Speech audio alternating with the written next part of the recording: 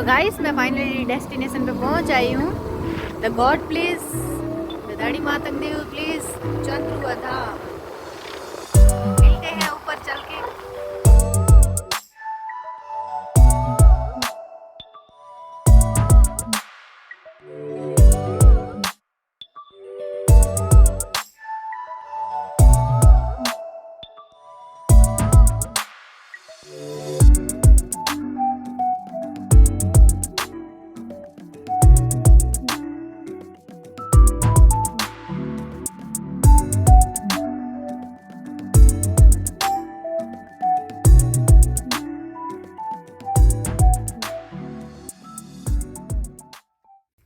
नमस्ते दोस्तों, कैसे हैं आप सब लोग। आप सबका जस्सी महेश्वरी व्लॉग्स पे फिर से एक बार स्वागत है।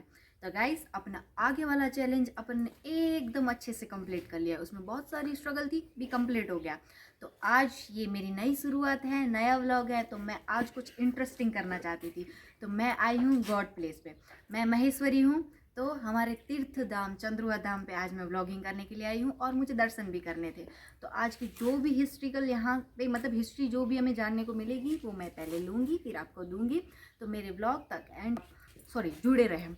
आपको मैं दिखाऊंगी कि कितना बड़ा पहाड़ है और ऊपर चढ़ के हमें कहाँ किसके दर्शन करने हैं, तीर्थ धाम पे कौन सी दिन को पूजा होती है और क्या क्या इम्पोर्टेंस है और कैसे सब कुछ सेटल हुआ है यहाँ पे, वो सब डिटेल मैं आपको दूंगी। पर आपको सब यहाँ की सारी इन्फॉर्मेशन मैं आपको डिटेल टू डिटेल दूंगी। बस आपको ये जानकारी लेने के लिए मेरे साथ एंड तक जुड़े रहना पड़ेगा। और माउंटेन चढ़ना है तो थोड़ा टफ तो रहेगा, है ना। तो ऊपर चढ़ते हुए क्या डिफ़िकल्टी आती है हमें, कितना थक रहे हैं, कितना एंजॉयमेंट आ रहा है, वो सब देखने के लिए मेरे साथ व्लॉग में जुड़े रहे। थैंक्स। तो दोस्तों, जैसे कि मंदिर पे चढ़ने से पहले आपको दो मंदिर आएंगे। राइट की ओर है श्री चेतन हनुमान जी महाराज का मंदिर और लेफ्ट की तरफ है श्री गणेश लीलाधर लुड़ंग देव जी का मंदिर। तो सबसे पहले इनके दर्शन होते हैं, फिर सब लोग ट्रैकिंग की ओर चढ़ते हैं। तो हम भी जाएंगे।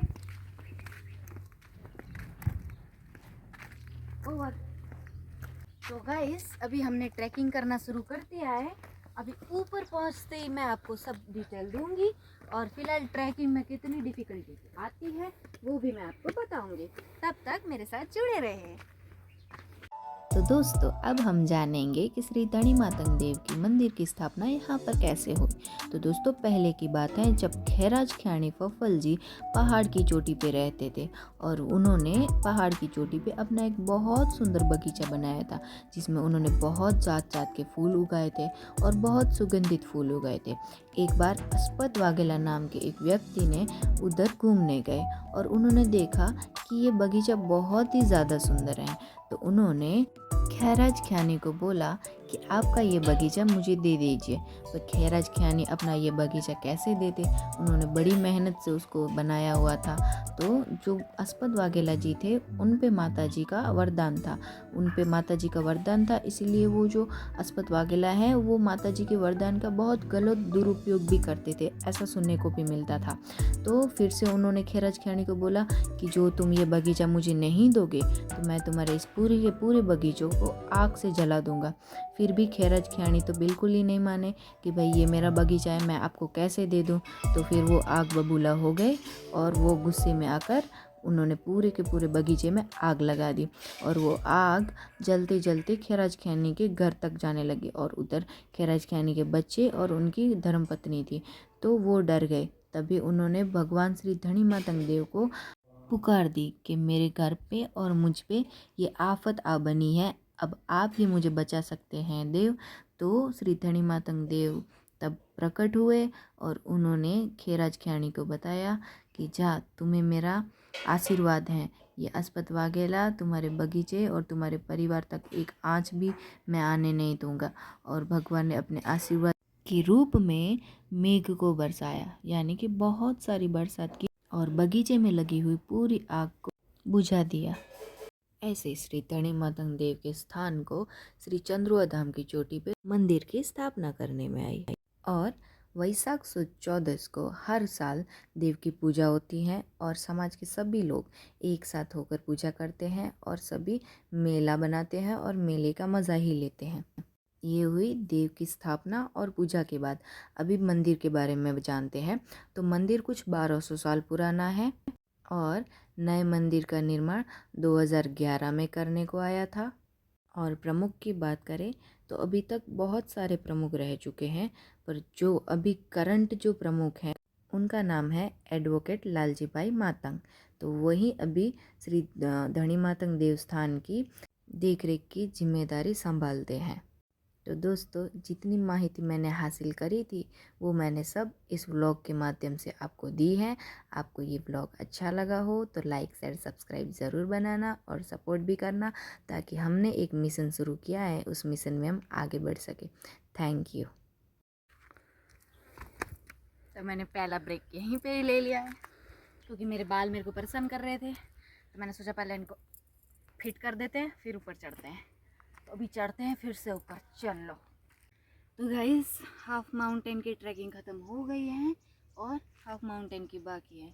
मेरे नॉलेज के हिसाब से टोटल स्टेयर 510 हैं। तो इसके हिसाब से हमने काटी है 250, यानी 255 सीढ़ियाँ हमने कवर अप कर ली है। अभी 255 बाकी है। तो थोड़ा थोड़ा करके चढ़ते हैं, मिलते हैं ऊपर। दोस्तों, 80% सीढ़ियाँ चढ़ ली हैं मैंने।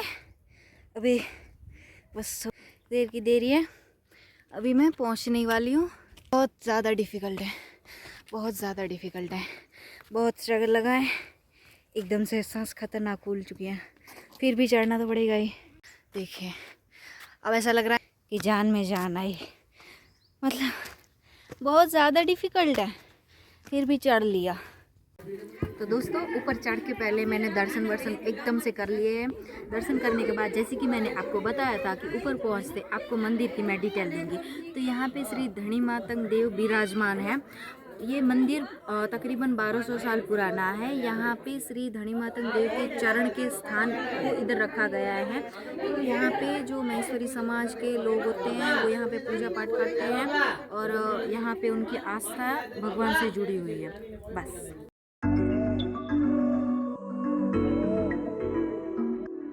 तो दोस्तों, जितनी माहिती मुझे मिली थी वो मैंने सब कुछ दे दी है। और मेरी माहिती में यदि कहीं पे कुछ गलत हो तो आप कमेंट करके उसे करेक्ट भी कर सकते हैं, क्योंकि ये सब माहिती मुझे मातंग देव ने दी थी। और ऊपर मैं ठीक से व्लॉग नहीं शूट कर पाई क्योंकि वहाँ पे बहुत पब्लिक थी, इसी वजह से मैंने वॉइस दिया है। तो दोस्तों, जैसे कि मैंने आपको सारी डिटेल दी, ब्लॉग में सब कुछ दिखाया, वहाँ पे घूमी, पर मैं थोड़ी जल्दबाजी में थी, इसी की वजह से मैं वहाँ से निकल गई। और फिलहाल मैं भूज में सरदार में खाना खाने आई हूँ। तो मैंने सोचा पहले व्लॉग एंड कर देते हैं, उसके बाद खाना खा लेते हैं और घर को निकलते हैं। तो आपको मेरा व्लॉग अच्छा लगा हो तो लाइक कर सब्सक्राइब बिल्कुल ना भूलें, अपने दोस्तों को शेयर करें और बेल आइकन को चालू कर दें ताकि मेरा हर व्लॉग आप तक पहुँच जाए। Bye bye.